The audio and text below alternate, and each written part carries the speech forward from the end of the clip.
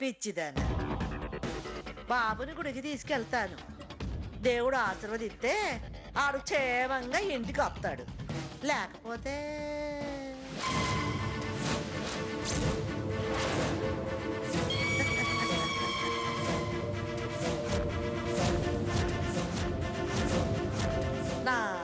నాతో పాటు ఒక కొబ్బరి చిప్ప ఇంటికి తిరిగి వస్తుంది.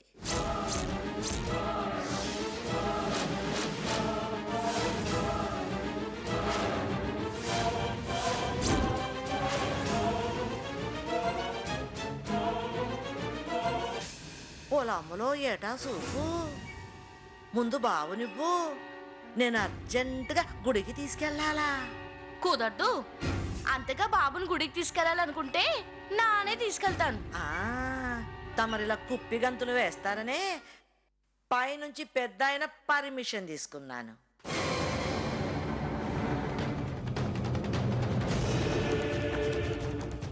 బాబునిస్తావా లేదంటే పెద్ద ఆయనతోటి మరి గట్టిగా చెప్పించమంటావా?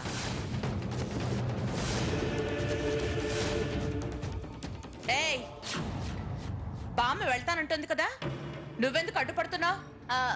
గదిగా తమ్ముడు, బాబేడుతే కట్టం కదా. ఏంటండి ఇంకా బయలుదేరలేదా? నేను బాబుని గుడికి తీసుకెళ్తాను అంటే గోదావరే తీసుకెళ్తాను అంటోంది. ఏంటి గోదావరి, బాబు నువ్వు గుడికి తీసుకెళ్తావా? అవుందోరా, దేవుడికి నాను కూడా దండం పెట్టుకుని వస్తాను గందా. సరేనండి, ఎవరు తీసుకెళ్ళినా ఒకటే కదా.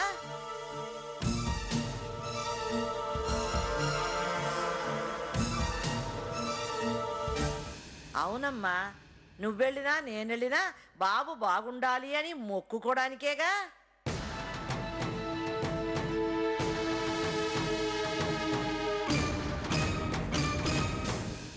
గోదావరి కూడా గుడికి వెళ్ళి చాలా రోజులయ్యింది.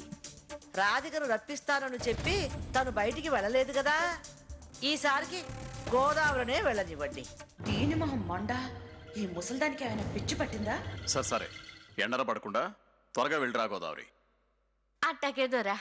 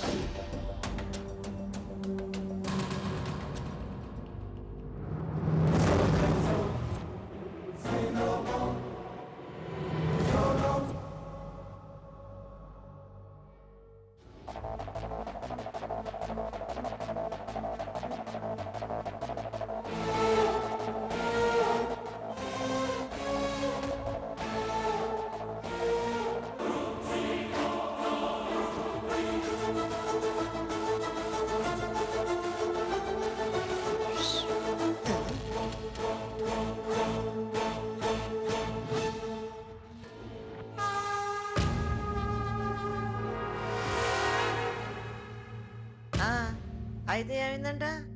ఏదో పెద్ద ప్లాన్ అన్నా, ఇదేనా? దగ్గరుండి గోదావరికి బాబుని అప్పగించి గుడికి పంపించి నించుని సుతారం చూస్తున్నావా బామ్మ? నా ప్లాన్ ఇదేనే శోభన. అది బాబుతో గుడికి వెళుతోంది, కానీ ఒంటరిగా తిరిగి వస్తుంది. అంటే అప్పుడే ఎక్కువగా ఊహించుకోకు. ఒక్కొక్క మెట్టే ఎక్కుతూ పోతుంటే గోదావరిని తొక్కడం చాలా సులువైపోతుంది. నువ్వు అలా చూస్తూ ఉండు అంతే.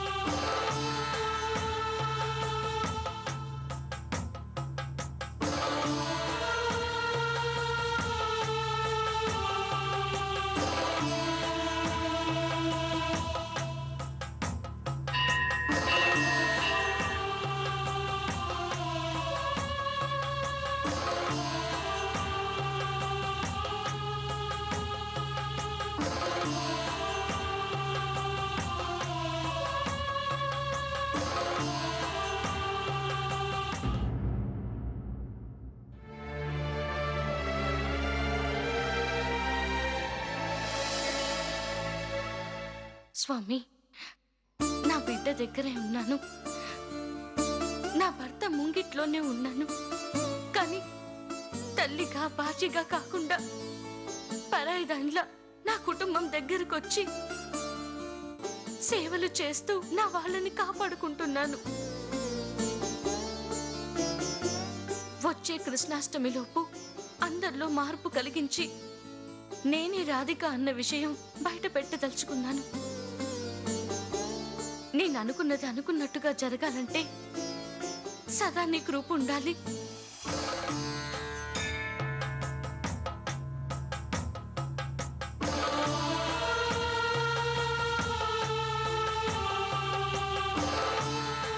శోభనక కుట్రలేవి జరగకుండా అడ్డుకునే ఆత్మస్థైర్యాన్ని ఇచ్చావు స్వామి. కానీ ఇప్పుడు నన్ను నా బాబుని ఏదో చేయడానికే బామ్మ ఇంట్లోకి వచ్చింది. నేనెన్ని బాధలు పడ్డానికైనా సిద్ధంగా ఉన్నాను. కానీ ఆమె చెడు చూపు నా బిడ్డ మీద పడకుండా చూడు స్వామి. ఆమె తలపెట్టే ఏ దురాలోచన అమలు కాకుండా చూసుకునే బాధ్యత నీదే స్వామి. నిన్ను పూర్తిగా విశ్వసించి ముందుకు అడిగేస్తున్నాను. కంటికి రెప్పలా కాపాడుతావు కదా.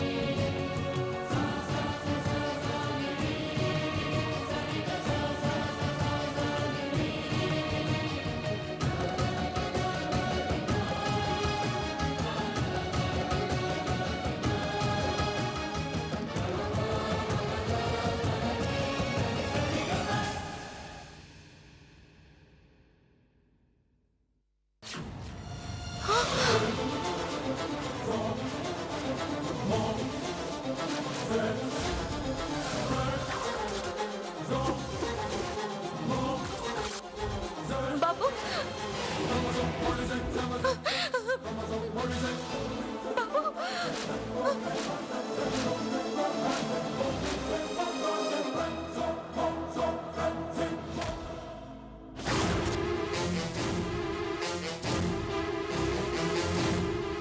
ఏంటమ్మా కంగారు పడుతున్నారు? పంతులు గారు, నా బిడ్డ, నా కొడుకు కనిపించట్లేదండి. ఇక్కడే ఎక్కడో ఉంటాడు చూడమ్మా. బాబు,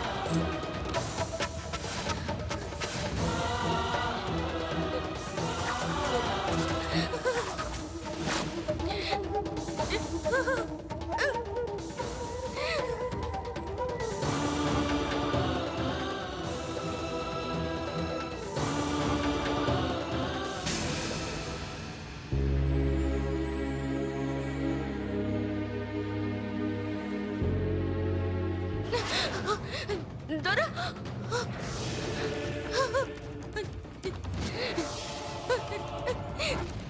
దొర ఏమైందమ్మా? గది గది ఏమైందమ్మా? ఏమైంది అంటే మాట్లాడమేంటి? గది సంటాడు కనపడకుండా పోయినాడు దొర.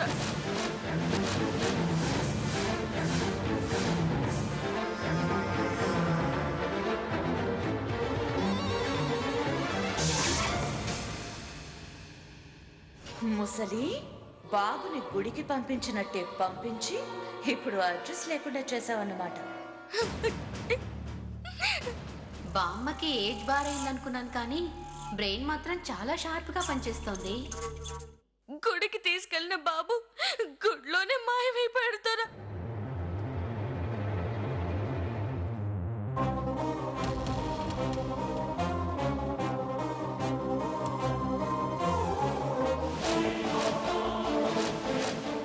అయ్యయ్యో, దేని మీదట మావయ్య గారు? నేను మారిపోయి 2 రోజులైంది. బాబు ఏమయ్యాడో నిజంగా నాకు తెలీదు.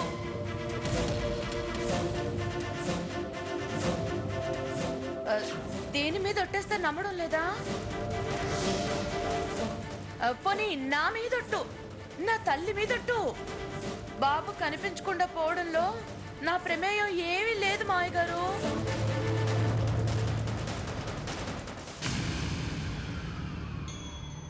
సత్య, ఇందులో నీ తెలివితేటలు ఏమైనా ఉన్నాయా? నేనా? అక్క కాషాయం ధరిస్తే నేను నామాలు పెట్టుకునే రకం. అక్క మారిపోతుందని తెలిసిన 2 క్షణాల ముందే నేను మారిపోయాను కదక్కా.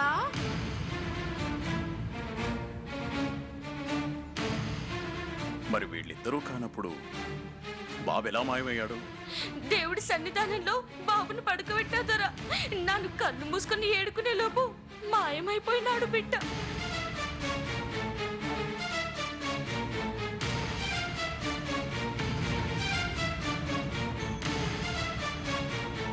ఏ ఆ దొంగేడుపు లాపు.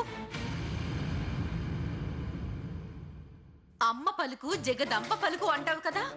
జరిగింది చెబుతాను, జరగబోయేది చెబుతానని గుక్కు తిప్పుకోకుండా వాగుతావు కదా. ఇప్పుడు ఏం జరిగిందో చెప్పు. కళ్ళు మూసుకొని ఈ ఇంటి వారసుడు ఎక్కడున్నాడో కనుక్కో.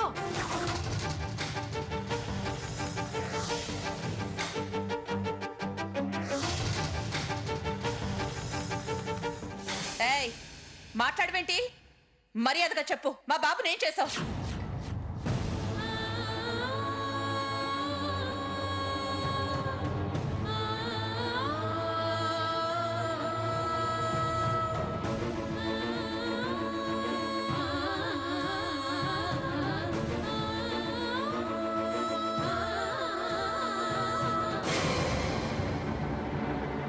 సోది చెప్పమంటే చెప్తుంది గాని ఏం జరిగిందో చెప్పమంటే ఎలా చెప్తుంది?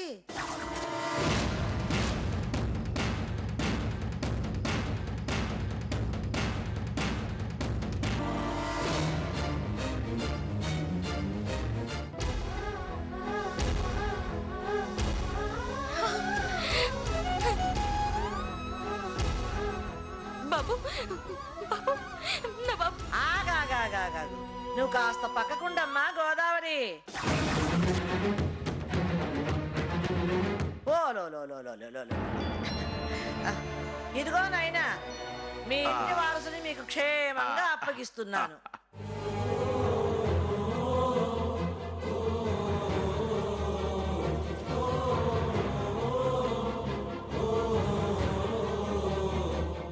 ఏంటమ్మా, వీడి పీడ తిరగడైందనుకుంటే ముసల్ది మళ్ళీ తీసుకొచ్చిందేంటి? ఏం ప్లాన్ చేస్తుందో అర్థమై చావట్లేదు. ఇంతకీ బాబు ఎక్కడ దొరికాడమ్మా? ఊరికే కూర్చోవడం ఎందుకు, ఊళ్ళోకి వెళ్ళి వడ్డీ డబ్బులన్నా వసూలు చేసుకుందామని వెళ్ళాను.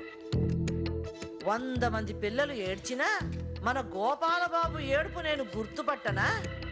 తల తిప్పి చూస్తును కదా, ఎవడో దొంగ వెధవా నా మునిమనోడిని ఎత్తుకొని వస్తున్నాడు. ఏయ్, ఆగో చచ్చినాడా అని 2 తిట్లు తిట్టి ఒక గుద్దు గుద్దితే నిజం కక్కాడు. ఏంటా నిజం బామ్మ? ఈ గోదావరిని గుడికి వెళ్ళి అర్చన చేయించుకొని రమ్మంటే గుళ్ళో పూజారి మంత్రాలు చదవడం ఆలస్యం అవుతుందని గుడికొచ్చిన వాళ్ళందరినీ కూర్చోబెట్టి సోది చెప్పుకుంటోంది, సోది.